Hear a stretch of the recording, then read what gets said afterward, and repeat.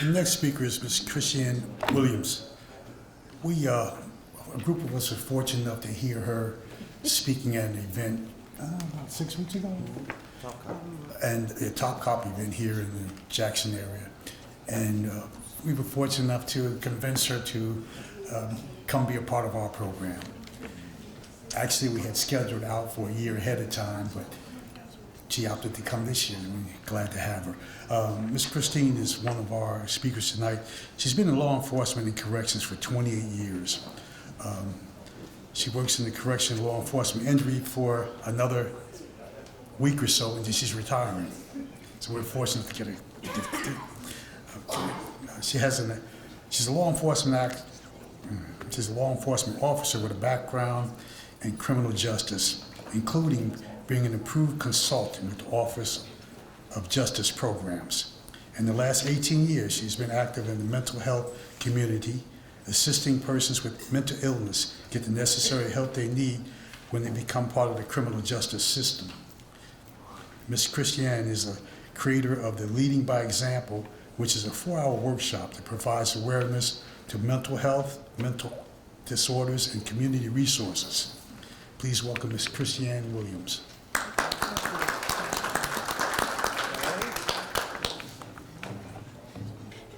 Yes, sir. Good morning. Good morning. Only a couple of things. We passing out, I call it an icebreaker, but I need everybody to participate now. And let me just say this here. I don't like this mic. I'm gonna have to move.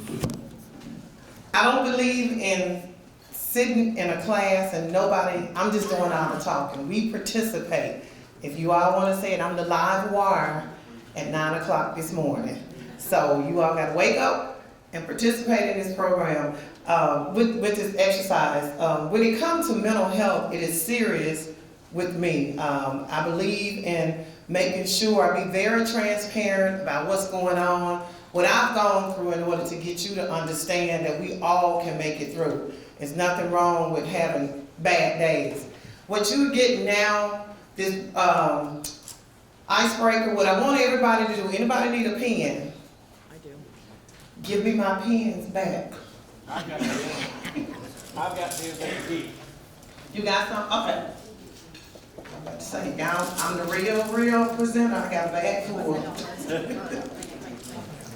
What I want you all to do not share answers, but on the sheet that you have, how much do we think alike? I want you all to write down the first word that comes to your mind on that line. You need a pen? Okay. Pen. She's bringing you one. But don't share your answer with your friend next to you. The first word that comes to your mind, I need you all to write that. Are y'all back there cheating? Y'all know I can see now. First word that comes to your mind, write that down for me. Each one of them. Let's do the whole page.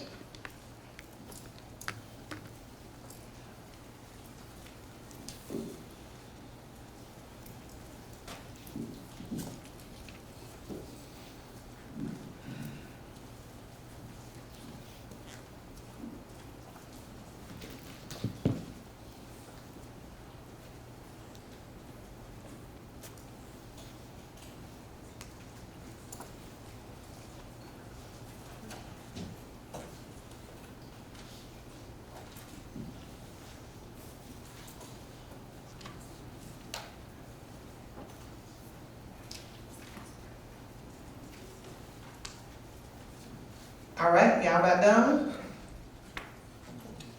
No, I don't see no heads up, not enough. Why y'all sharing answers?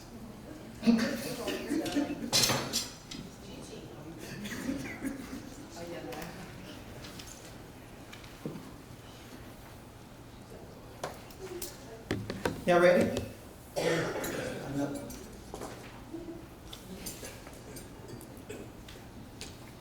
First word that comes to your mind, write it down on the line. This table we had to is going to be interesting. All right, this is where you all get to participate in one of the many exercises that we will do during that short time.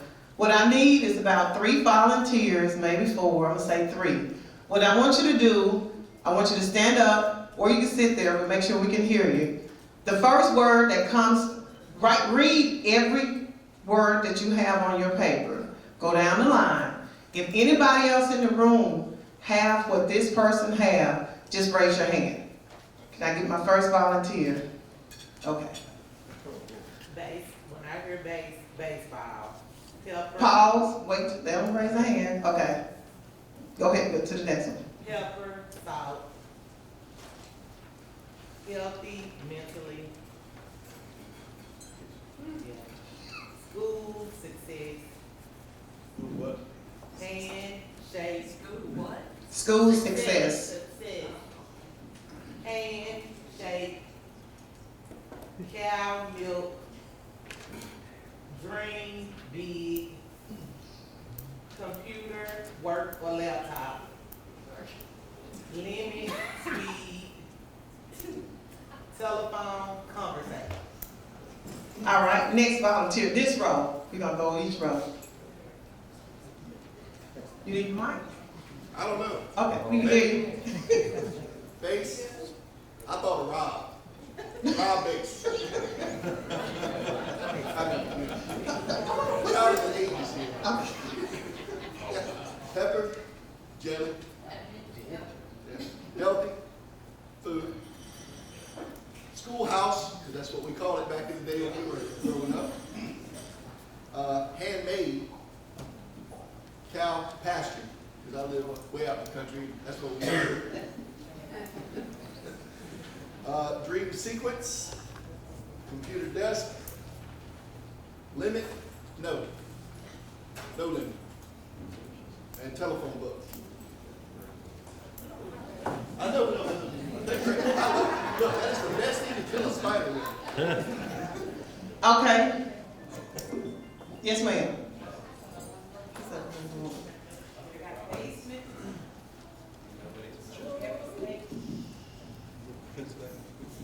Healthy minds. School bus. Hand sanitizer. Cow manure. I plant flowers. Dream catchers. Computer geeks. Limitless. Telephone moment. All right, one more volunteer. You wanna go? You look like you do. Come on. Yes, sir. Okay, base, I got camp. Pepper, I got salt. Healthy, I got food. In school, I got problems. And hand, I got outs. And cow, I got cowgirl. And dream, I got dream maker. Computer, science,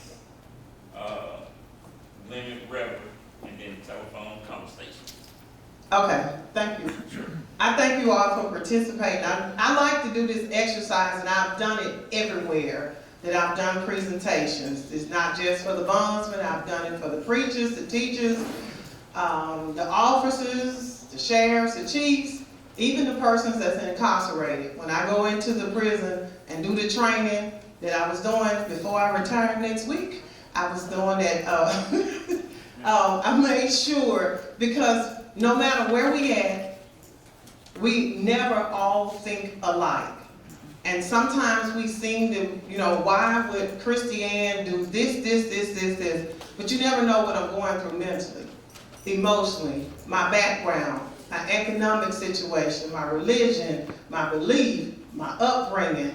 That's a lot of things to try to figure out why one individual did something. And then the bottom line is they could be going through a mental health condition. We can't see it, so a lot of times we don't think it exists.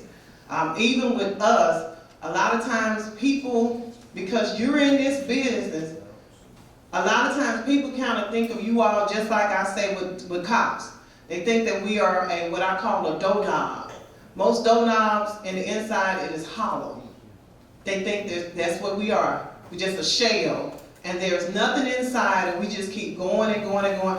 And we are guilty of it in a sense, because we make people think that, you know, the tough person, nothing ever wrong with you. You know, you're just going on and on and on. So when it comes to mental health, and I always do mental health versus mental illness, okay, is this gonna work today? There it is. Mental health, I'm not gonna read everything, and I'm gonna just do kind of my short version because we're kind of on short time today. It is the foundation of emotion, thinking, communications, learning, resilience, self-esteem. Mental health is also the key to relationships, personal, emotional well-being, contributing to community or society. Now, these are all book definitions. I'm gonna give it to you in layman's terms in just a minute. Mental illness is nothing to be ashamed of. It is a medical problem, just like a heart disease or diabetes. Mental illness are health condition involving changes in emotion, thinking, behavior, or a combination of these. Mental illness is associated with distress or problems functioning in society, work, family, activities. Those are book definitions. In short, if we're not right in the head, nothing else is going to function. That's how I always put it together. It's just like if I've been diagnosed with high blood pressure or diabetes. This is one of my dear friends over here, Tanya. Tanya know I've been diagnosed. If I go and get me 5 hamburgers within 3-4 days, full of cheese on the French fries, first thing she gonna say, didn't the doctor tell you not to eat all that? Let somebody say they have been diagnosed with bipolar, schizophrenia, any mental health condition, we tend to run like it's a plague. Like it's gonna jump off them and jump on us. We automatically shame them right then for a medical condition that's just your brain sick. That's the best way I can explain it. Just like you have a stomach ache or you break your ankle, you go to the doctor. When your mind is not functioning right, we should still be able to go to the doctor and seek help also. 1 in 5, and I'll be 5 in this room. 1 in 5 of us, something going on with us at any given time. Within a year, statistically, 1 in 5 U.S. adults would experience mental illness in 1 year. 1 in 20 would experience a serious mental illness that may require hospitalization or medication. And then our youth, 1 in 6. Honestly, the numbers have changed for adults. It's 1 in 4 now since the pandemic. It's a lot of stuff going on with us, but we're not telling anybody that there's something going on. So you all and us, I say you all, us, you see it. And you see people at their weakest, their worst, the most vulnerable. My best friend asked me, what in the world mental health and bonding got to do with each other? And I explained it to him. I said, it's just like probation, parole. I'm going to put these handcuffs on you to take your freedom. I don't know what kind of mental state you're in. I don't know if you're suicidal. I don't know if you're going to take me out, everybody else around you. I don't know what really, you don't know when you're going into their homes, you're going into theirs. They know where everything at, and we taking a risk going through their door to try to get them. And then it may not come to that. It may be a situation where a person just needs some help. Mr. Taylor was telling me about one time he went to a family and what he had to do for them, you know, prior to taking this person that he got to go back to jail. He gave him time to get his family and business in order. It happens. We're going to encounter things like that in this field where, you know, you're not you've been in the rules, but you're just still standing by the rules, I'll put it that way. But you also using that compassion, that human empathy about this person. They still a human being at the end of the day. Mental illness is nothing to be ashamed of. I don't know why my computer is doing it. Take that. Thank you. That's my new assistant. It's nothing to be ashamed of. We tend to put that stigma on people. And we're not going to tell anybody it's something going on with us. We won't talk about it. We've made it shameful, degrading. Don't tell anybody something is going on with you. Those are the things that we typically deal with. And then, you know, when you talking about, sometimes when you all go or you deal with the individual that you're bonding out, you realize there's something really going on with the entire family. And that sometimes is very disheartening. And I say it because I am in the African American community. We don't deal with mental illness like we need to. It has always been a shameful, taboo. You don't tell nobody, you don't say anything about it. This is house business. So you think about, you encounter somebody, you encounter me. My family got a history of mental illness. I have started using drugs, alcohol, and God forbid a baby comes out of this situation. Now you encounter me, I'm the mama, you got my child, that's to be bonded out. Those are a lot of layers to peel back to get to the core of the problem, and it's an untreated mental health condition that has gone on generations.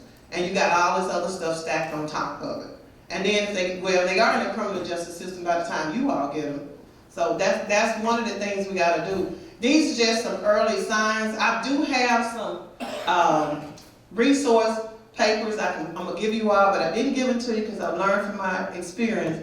Don't hand out papers before you do your presentation, because y'all gonna read those, not pay attention to me. So that's just one of mine. I don't do that anymore. 4 types of mental illness. You got the mood disorder. So these are some things you all may hear a person tell you that's going on with them. Mood disorder, and fortunate, they probably can describe it and tell you better than any doctor can ever tell you. They're gonna go down the list and you be like, what in the world? You know, a walking zombie sometimes. That's what you think when they get to tell you what all they got. Because you can have more than one together. You can be paranoid schizophrenia, you can have some bipolar mixed in there. It could be a whole lot of personality disorders. These are just some of the names that is more commonly used, or they may tell you what's going on. Of course, you know the paranoid. That's going to be a lot of times they're thinking a lot of people after them. I have a list of those too for you. Look in the mirror. It can happen to even us. Don't have anything to do with race, color, creed, your financial situation. It can happen to anybody. Mental illness doesn't have a certain criteria who they need to hit.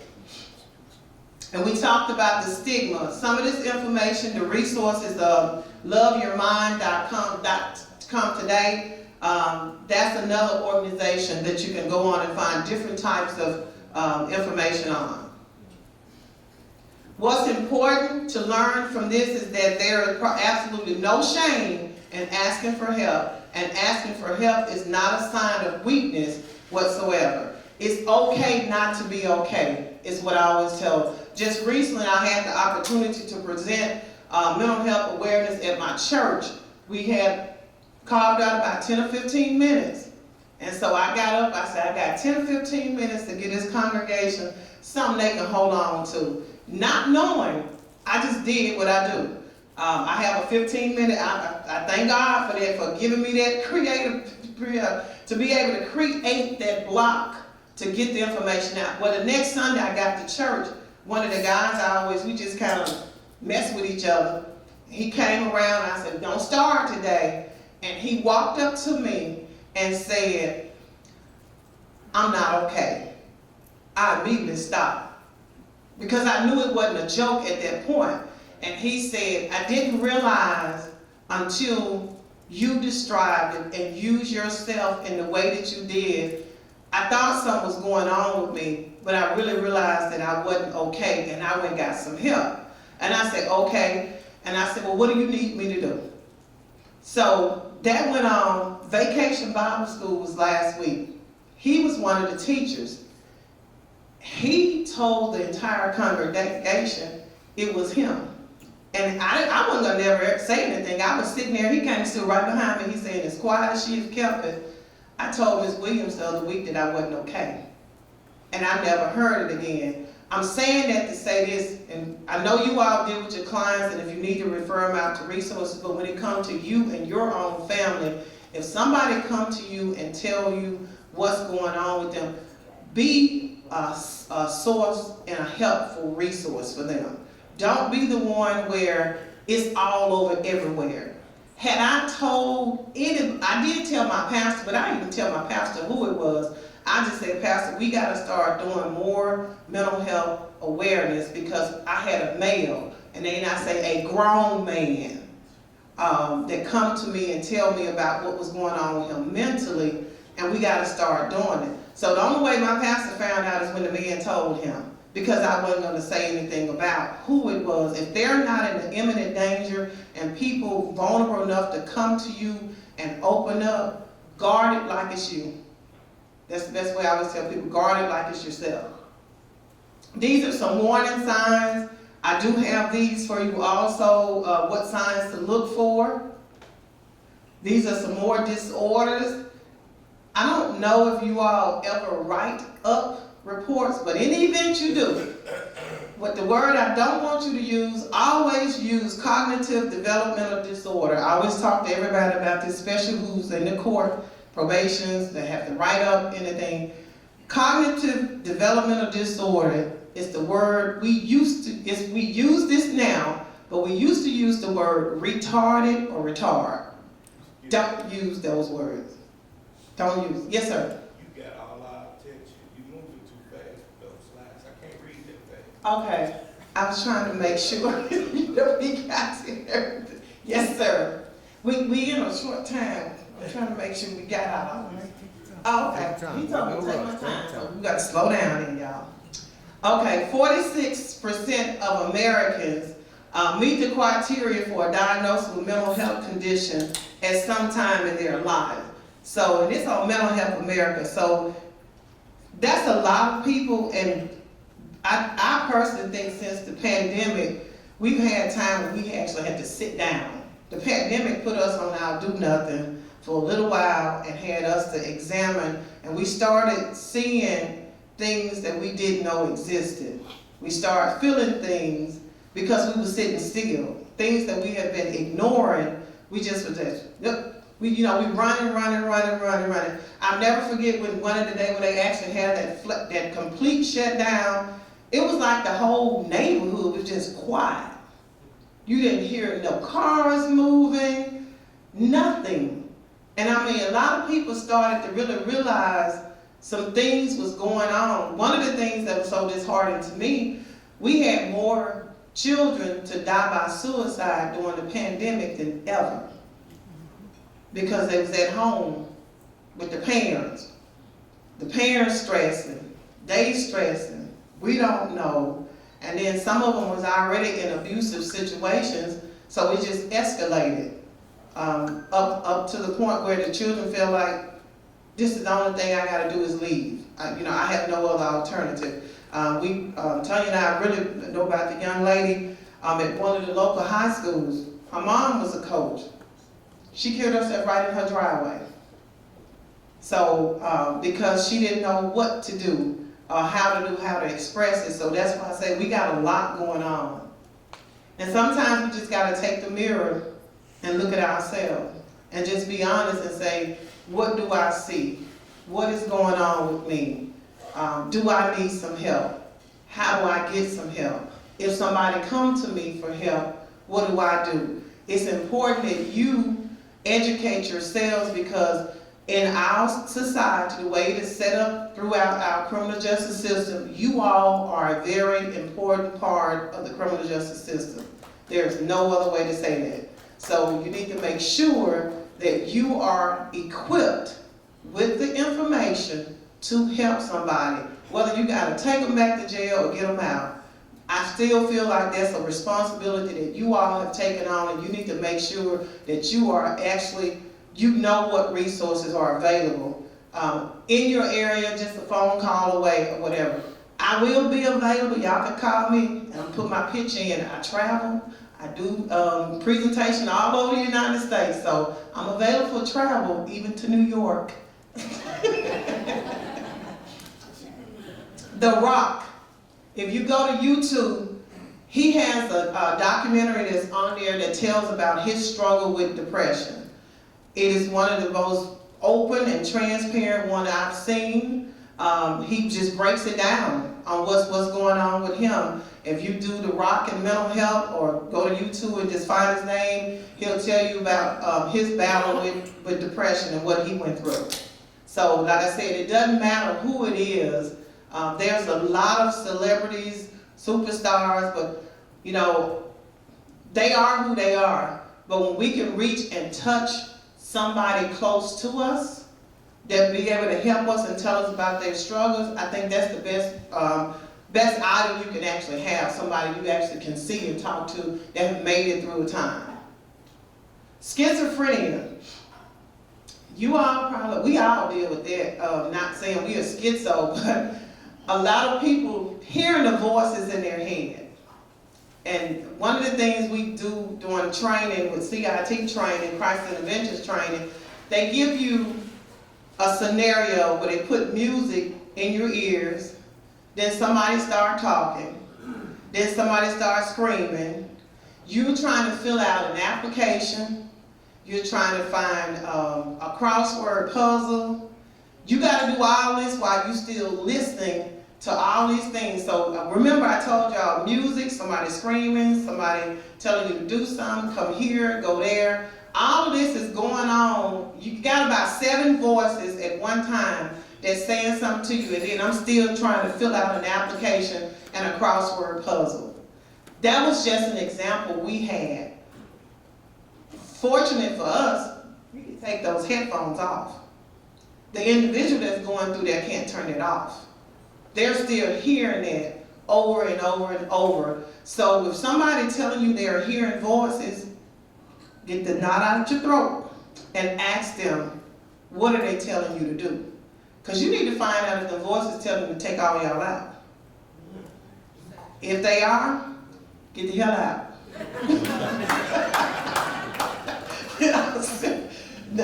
And I'm being serious. I'm joking, but seriously about it also. You want to make sure that you are safe. You don't want to lose your life with them if that's where they're at that point. So safety comes first, because you deserve to go back home to your family just like everybody else does. So make sure safety comes first. You got to make sure you're safe. Then I'm going to give you some resources, 988. We're going to talk about that if anybody didn't know. I'm going to explain to you what 988 is. That's one of the access. Calling your local law enforcement department, asking for a CIT officer, a crisis intervention team officer. That's a trained officer to deal with someone that's in a mental health crisis. Ask for those things. In the state of Mississippi, House Bill 1642, I think I'm saying the right one, requires all law enforcement agencies within the next 5 years to have a CIT officer certified at your department. The new bill that's coming in next month, 691, requires all law enforcement to have 24 hours of continuing education. Hands down, doesn't matter what agency you in, if you law enforcement state of Mississippi, you shall have 24 hours. Minimum standards is going to take a new look at how we police ourselves in the state of Mississippi. Actually, the board has been revamped, and they're going to have 2 investigators to actually go out to make sure when there's issues with law enforcement that it's done right, fair, and the complaints that come in. When it comes to the training, we have to report that down through minimum standards. If you in Maypop, Mississippi, and got 3 police officers, you better have some type of documentation to show them that this person been trained, certified, and they're going into a database. I was just so excited to find out they trying to move towards modernization so we can be held accountable, but they gotta have mental health training. That's the same thing. We ain't skipping too fast over here. My friend over here fussing at me. I want to get to this. We typically, these are 2 brains, a well brain and one with schizophrenia. So y'all know how we use that term all the time, you got a hole in your brain. We gotta be careful. Somebody with schizophrenia might be feeling just like that.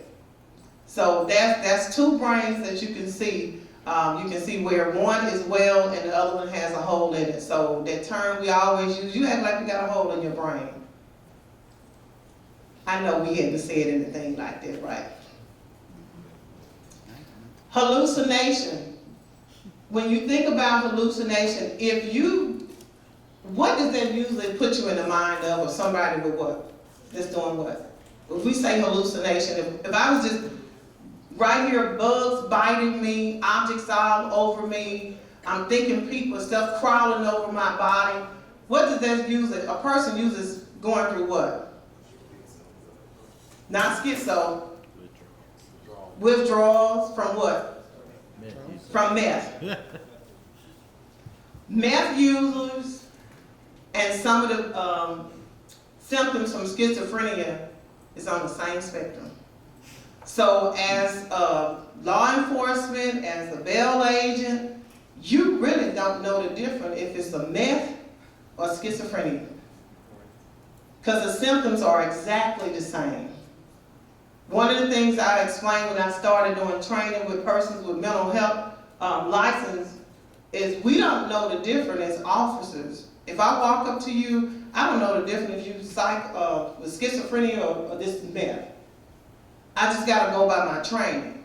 And as officers, that's why it's important for us to sit on our do nothing and get some training so we can kind of figure out which one is what. But at the end of the day, safety comes first.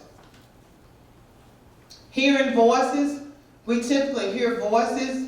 When the hearing voices, as I said, we talked about earlier, it starts telling you what to do, how to do it. You got a lot of things. And if you have somebody come running up to you and they're hearing about 6 or 7 voices already and start screaming and add one more voice to it, they really don't know who it is. Not that they're not being compliant, they just don't know, which one you want to listen to at this time.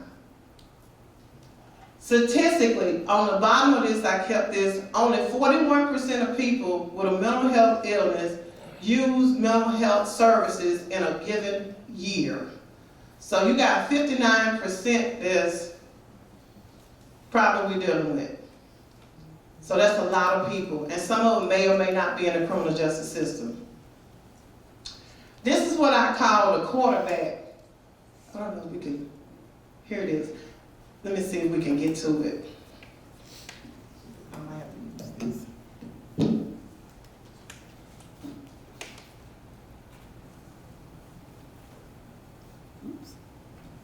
Calling and saying there's an individual at this house that has schizophrenia, that's hearing voices, he's talking about suicide. I'm sorry, y'all. Let me go back. Yeah, we went too quick. The police department's mission to change their approach to interactions with the mentally ill. Many of us know someone who struggles with mental illness, but when cops are called into the picture, these encounters can turn deadly. So tonight we're on the streets with 2 remarkable police officers using new tactics to save lives. A mother's call for help gone terribly wrong. What's emergency? Yes, my son may be taken to Parole and bipolar schizophrenia. Make sure they train police officers. Okay. This body cam video shows 2 Dallas police officers responding to a 911 call about a bipolar schizophrenic man off his meds. We have to warn you, what happens next is hard to watch. Bipolar schizo. 38-year-old Jason Harrison comes to the door. Notice the screwdriver in his hand. Drop that for me, man. Jay! Drop it! Jay! Drop it! Jay! Drop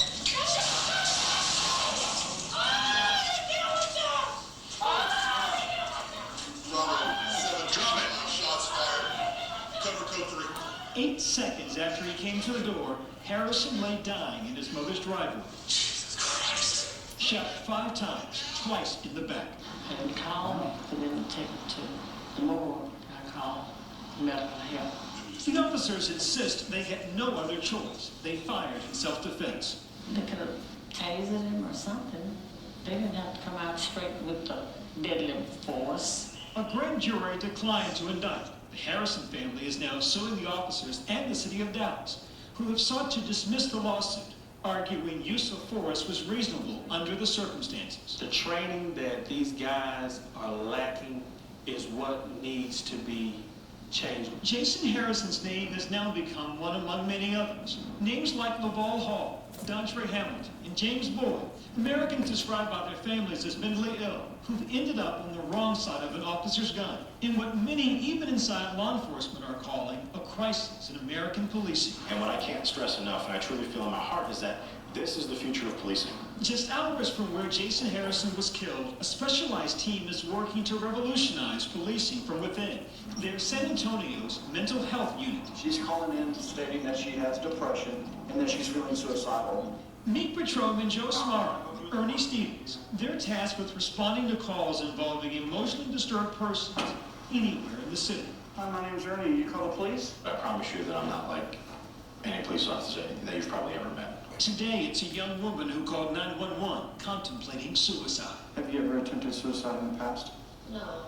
No. I don't even know how I would do it. Okay, so you don't have a plan right now? No. These officers are experts in what's called crisis intervention training. Would you say that you really don't want to die, but you want the pain to stop? Would that be? Yeah, Okay. Okay. Okay. I want to leave my kid. Are you willing to get some help today? Yeah. This woman agrees to get help. We'll go in there together. You'll ride with us, run an unmarked car. It's all part of a pioneering program where the mentally ill are diverted out of jails and into treatment. How is your approach different from the average cop, if you will? It's actually the complete opposite. We're in plain clothes. We have an unmarked car. You know, we walk in. It's not, hey, I'm Officer Smarrow. This is Officer Stevens. It's, how you doing, Byron? My name is Joe. This is Ernie. We're just here to help you. Only 15 to 20% of law enforcement agencies in the country have crisis intervention training programs. Suicidal. Okay, do you know if she's taken any, an overdose or anything? Ernie Stevens says he helped start the one here in San Antonio. That was the call I hated most, was when you heard that dispatcher call in and say there's an individual at this house that has schizophrenia, that's hearing voices, he's talking about suicide. All that changed, Officer Stevens says, after he reluctantly attended a week-long crisis intervention training class and met a woman with a schizophrenic son. She said, one day, one of your officers will have to come to my house and you might have to shoot and kill my son. And I want you to know that that's okay because I want you to go home safe to your family. And it was at that moment that we made a pact that we were going to go and ask the chief if we could start a mental health unit to help family members just like her. Watch as they watch that Jason Harrison video. Their facial expressions say as much as their words. You know, talking to family members here in San Antonio, this is their biggest fear of calling the police. That's why the training is so important. According to a survey by the Police Executive Research Forum, new recruits typically spend 60 hours learning to handle a gun, compared to 8 hours learning strategies for handling the mentally ill. Look at our police academies. How close do they mimic military boot camps? The only difference a lot of times is you get to go home at the end of the day, but there's still that in your face, that high intensity yelling, training. That's great. But then when you graduate, you go to the streets of my 18-year-old daughter is wanting to kill herself. All of a sudden, we gotta calm down. For Joe, this work is personal. As a Marine Corps veteran, he's battled PTSD. Very personal question. You ever consider suicide? I have, absolutely. And more than once, to be honest with you. And so, you know, that's another thing where, you know, I don't shy away from the tough questions, Byron, because again, I hope that it'll help somebody. So when you go on these calls, you sometimes see yourself? A lot of times I see myself. And that's what allows me to do what I feel like is a good job. This new approach may be saving lives, and it's certainly saving money for the city of San Antonio. Around $50 million in the past 5 years. Do you feel that she's suicidal? Their specialized training is put to the test almost daily. A complainant is calling in asking for a welfare check on his estranged wife. She's a veteran, wounded warrior, and she called him this morning and was crying and told him that she was in a lot of pain. He's unable to get a hold of her for the past hour. He's at her house. He's banging on the door, no answer. They race to the scene. We could sense their heart rates rising. So police, are you okay?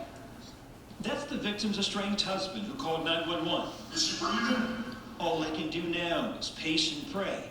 Ernie and Joe arrived in time. They had to kick the door and get inside. We found the woman unconscious. Can you coordinate EMS to get one of your staff? I mean, she's unconscious. She's taking a lot of pills. We found her face down in her bathroom. A lot of pills, empty pill bottles, at least 7.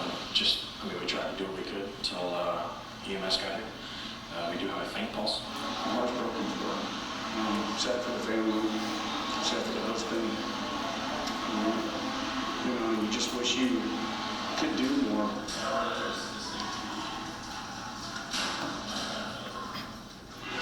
see the emotional toll this takes on the officers, and they do this every day.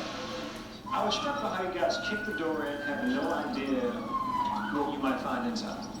Certain officers are going to see us as foolish, you know, because like you said, Byron, we don't know what's on the other side of that door. You're right. Every possible call that police officers get dispatched to has the potential to turn violent. And like I've said, our mindset is always ready to go there if needed. The woman survived. Ernie and Joe likely saved her life. I saw 2 cops go in. I saw 2 human beings come out. Reaction is that, Byron, because of how you see it affect us. There's no way you can do this day in and day out and not have a human approach to this or respond with emotion. There's just, I mean, I don't think it's possible. Our thanks to the San Antonio Police Department. I know there was a lot. I initially started to take that out, but I said I was going to let it stay in. The reason is, what's the likelihood of you all actually encountering it if you go to somebody's residence? It's probably over 100%. Very high. You could go, and if the person next door might freak out when they see you, you know, you might have your bond agent, bail agent, stuff on, and it can happen to any of us, especially in this field. So that's why I left it in there, because it kind of broke down how a mother can actually be calling you all and say, come get Christiane out this house. And you go show up, and that happened. Now, the biggest argument, or I would say debate, I usually have is among police officers about what was right and what was wrong. Was it a good shot? Was it a bad shot? But I do it and I allow it to happen because the conversation starts. So you can imagine if it's a room full of chiefs and sheriffs and I play this video, oh, it was, you know, I let them debate it for about 15 minutes. I mean, to the point where I took them the mic so the next person could hear it, because it needs to be talked about. This need, if your agents or you got people working up under you, I would say make sure you get them some type of training on what to do, how to respond to when working with somebody with a mental illness, because it is prevalent, it's out here. These are just some things, when you work with persons with mental illness, you know, non-judgmental. It can easily be any of us. We never know. What I want you all to do now, turn your papers that you had over on the back for me. Draw a line straight down the middle. We're going to do arts and crafts. Go straight down the middle.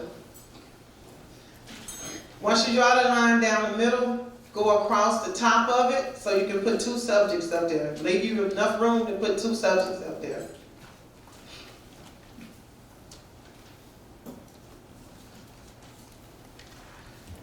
On your right side, nope. On the left side, which would be this side. I have to change it. Write the word mental. Now, let's see which way I want to. Under that word mental, I want you all to write down some of the words that we have used when it referring to somebody with a mental illness. What are some of the things we have called people? Write them down. Whatever words we've used, just a few of them, some words that we have used when we talk about somebody with a mental illness, how you refer to them, which he'll be shaking his head. I don't know about this. What are just a few words? Now, on the other side, I want you to write down 3 or 4 people names that no matter what, this person know if something happened, Christiane is coming.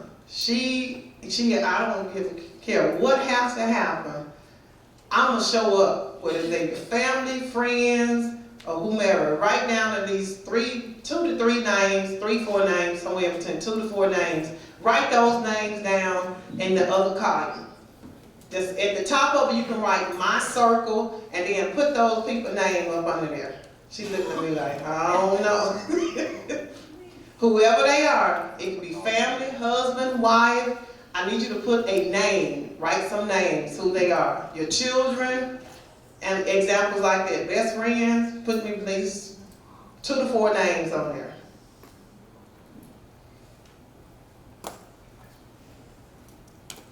She'll get still rolling eyes.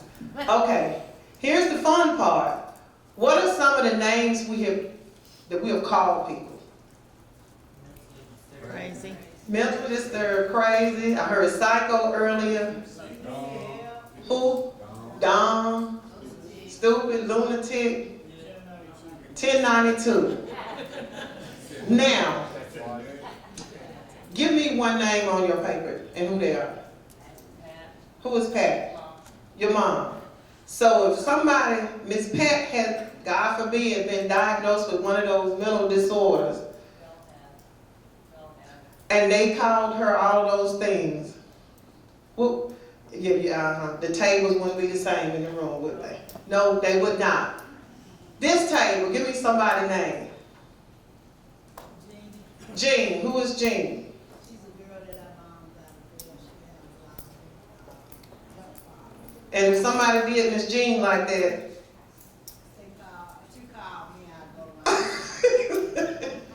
and you ain't gonna be nice when you get there. I didn't think that. My friend back here, who you got on the paper? Marquita. You all see where I'm going with this? It could be any of our family members. And when we get personal, then what? Statistically, 1 in 5. So I have at least 5 names that you all called off. So you think about 1 out of those 5 people is dealing with some type of mental illness. And then here somebody come along and hurl all these horrific things about them. You all probably would clear this room out, without a doubt. So we always have to think about it could be our family. Even when you're encountering somebody in your profession, I know sometimes people can really test you're a gangster. But sometimes we have to just step back and just say, okay, let me take a breath. And get back and just say, okay, let me just, so don't go around that corner and tear up the place now. So we always have to just be cautious of how we handle people, because it could very well be our own, or it could be us on any given day according to what we see. When we talk about hearing voices, these are just some things that, we talked about it earlier. You got to make sure you find out what the voices are telling you. If you go to NAMI.com, NAMI.com, and you can put in NAMI Criminal Justice System, it's going to give you these statistics and this data of how many people in jail dealing with mental health conditions, the percentage of people that go to jail that's able to get help, how long they stay there, and then it'll also give you the statistics on what states. I know the state of Mississippi do have one of the highest incarceration rate in the United States. We locked up a lot of people. I have a presentation where I compared Mississippi, Alabama, Louisiana, and Tennessee, and we giving them a race for how many people are actually incarcerated. These are some of the resources, and I do have these. 988. Is everybody familiar with 988? Y'all have no idea. Okay. Here's a 988 tutorial. 988, it is the suicide and crisis lifeline. Every state has a 988 center. Mississippi has 2 call centers, north and south. When you call into 988, you are talking to a live licensed therapist right here in the state of Mississippi. The only time you'll be referred out of Mississippi if the crisis lines are backed up, but hardly are they backed up. You always get somebody. You can call 988, you can chat with 988, you can text 988. Most of the younger people are going to text and chat. The older, we've had a few to call 988 that was younger, but that's a new crisis line. No matter where you go in the United States, if you go to Indiana and down 988, you're going to get a licensed therapist in that state. This year, part of those House bills, college students all colleges have to put 988 on the back of the college ID. So if you got a college student, they coming home, 988 is gonna be on there for mental health crisis. Or they just, school getting stressed, they don't really wanna talk to mama about it, turn the ID card over and they can talk and chat right there to somebody else. They're trying to give them access to it. The 988 commission came about after COVID. So that's just one way that the resources. That's one of them also that you can go to 988.com and actually download these and put them in your offices also. If you take your phone out now and was to scan that QR code, it'll take you right to the 988 center here in the state of Mississippi. So no matter where you're at, if you in Arizona and you scan it, it's gonna take you to the 988 call center in Arizona. They didn't leave out the seasoned people. They wanted to make sure everybody was covered. So again, if you scan that QR code or dial 988, you're gonna automatically go to them. But they tried to cover every way that they could. Mental Health America, that's a place where you can go and actually take a mental health test anonymous. It does work. I took it feeling like I am, and then I did use some different symptoms from some mental health disorders. It worked. They about to send the people at me, so it do work. I don't like to give anybody anything without trying it. So it's an anonymous test, but if you or you know somebody may be going through something, they can easily go here and do it. A lot of times people won't talk to you, but they'll take the advice you give them or the resources. But I do have copies of, I think all of that I can give you all. At the end, I'll just, you can come, I'll set up somewhere back there. And this is the statewide Department of Mental Health. They all have mobile crisis units throughout the state of Mississippi. These are their number. If you go to the Department of Mental Health and put in mobile crisis, it's going to automatically give you this map of the community mental health centers. Each community mental health center is supposed to have, and I said that very slowly, what they call open access. Between 8 and 8:30 a.m., you can go in there and get an assessment. I do know we do have it in Hinds County, I will say that. You can go in from 8 to 8:30 and do an open assessment where it is by fee, sliding fee scale. They don't, if you don't have insurance, they got different programs to try to make sure they get your benefits back and get you some kind of services. The mobile crisis, you call them, they'll come out, they can assess the person, but the person has to be with you. You can't call them and somebody, I had a lady call me yesterday, she in Texas and say something wrong with her son that's in Mississippi and she wanted to know what can she do. And I said, well, is he with you? Well, no, I don't really know where he's at. And I said, man, we trying to find a needle in a haystack. We can't do what if they're with you, you can't call them mobile crisis, they'll come out. Anybody have any questions? Concerns? Complaints? Tell Mr. Taylor. Yes, ma'am. In the bail industry, we deal a lot with youthful offenders, and I know from having a granddaughter that was adopted through foster care that a lot of young people suffer mental illness breaks. You're saying that we should be trained and cops should be trained to deal with that. Is there any kind of movement or legislation or anything that you know of that addresses the younger than 18? Because there's a lot of mental health break in that age bracket, especially when they've been in the foster care system for too long. In the state of Michigan, they're only supposed to be in the foster care system, I think it's 2 years at the most. This baby was in for about 4.5 years, right? So she's 11 now, she's great, thank you, God. But what I'm saying is, it just seems like that population is not really spoken about.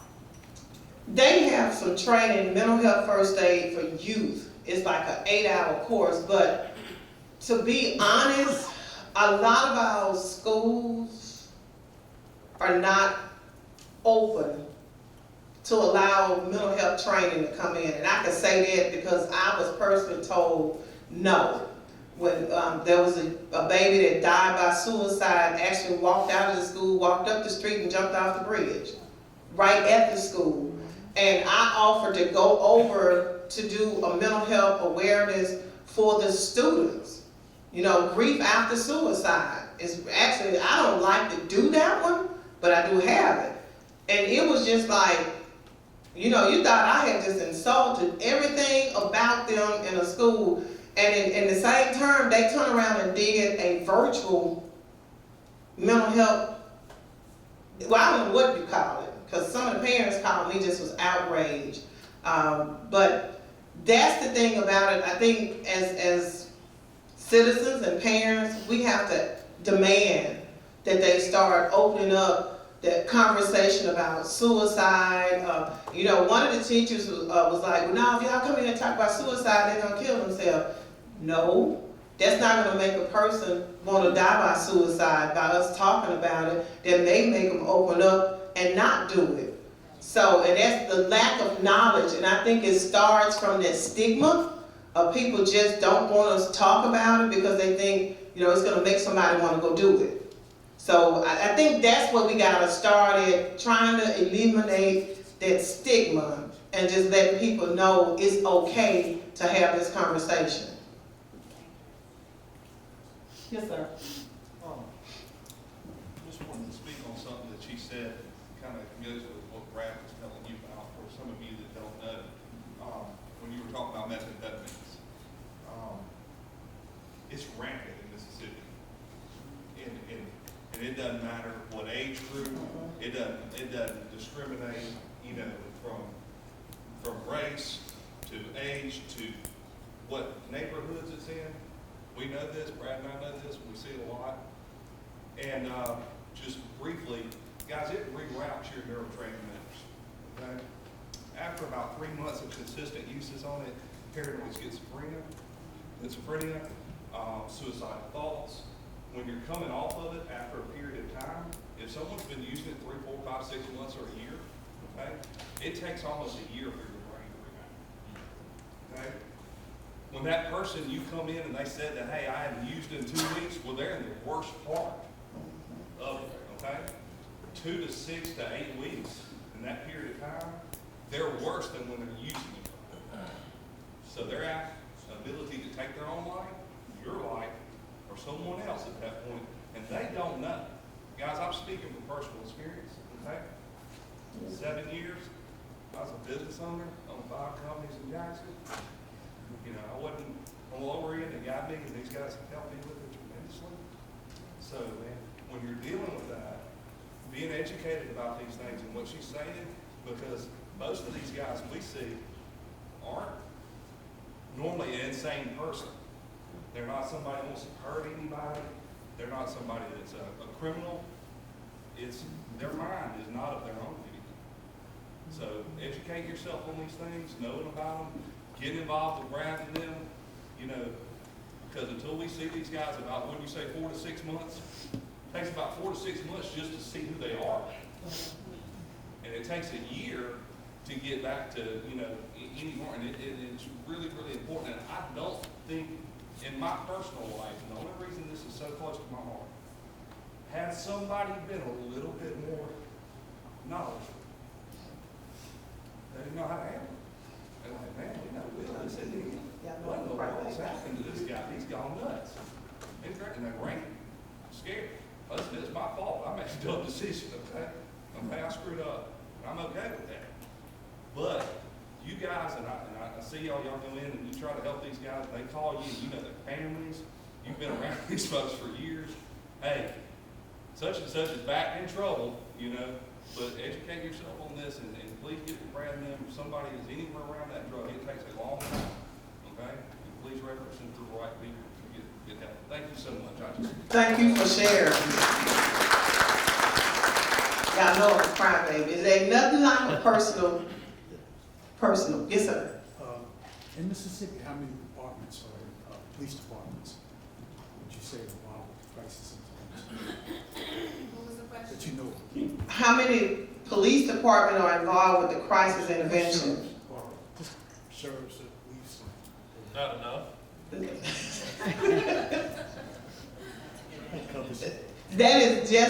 That's the truth. And the problem is we have some people in law enforcement position that really don't think mental illness is serious. And that's the best way I could put it.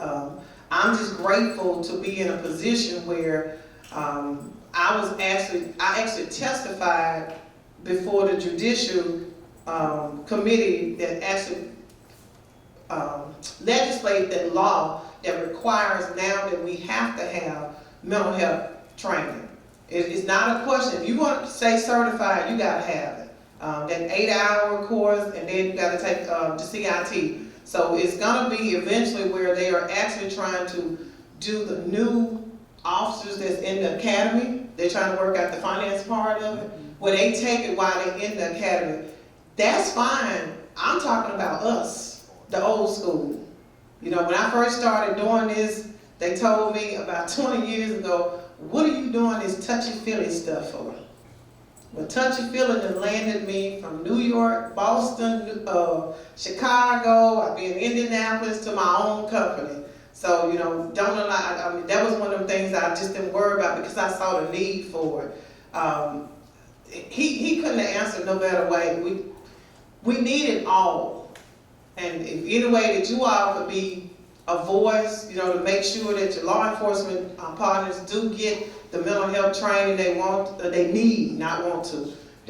need and shall have, then please do so. But it's not enough.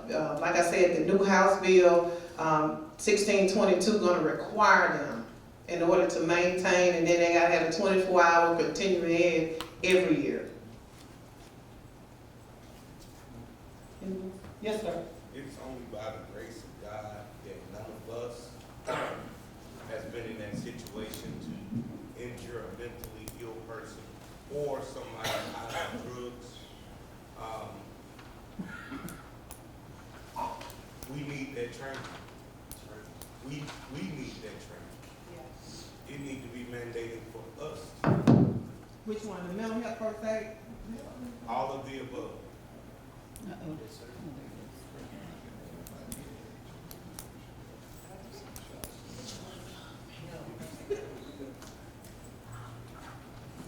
The mental health first aid. The mental I will say, some of the local community mental health centers do offer it. I will try to find out which ones do. I do the training also. So, it may be one of those things where when you all convene again, we just actually do the mental health first aid training as a part of the continuing ed. But the training do last for 3 years. It's a 3-year certification once you do the mental health first aid. And I would say with the position that you're in, you all would need the mental health first aid and public safety. And that's going to cover you on both sides, the law enforcement side, the criminal justice side, and the regular adult. So I would definitely say that would probably be a good thing to do. Anybody else? Those are some of the resources: the CDC, the Department of Mental Health, NAMI, the National Alliance of Mental Illness, Mental Health America, Mental Health First Aid. Of course, you also the ABC and Love Your Mind Today are some of the references that I use. And that's it for me. I thank you all this morning for your time.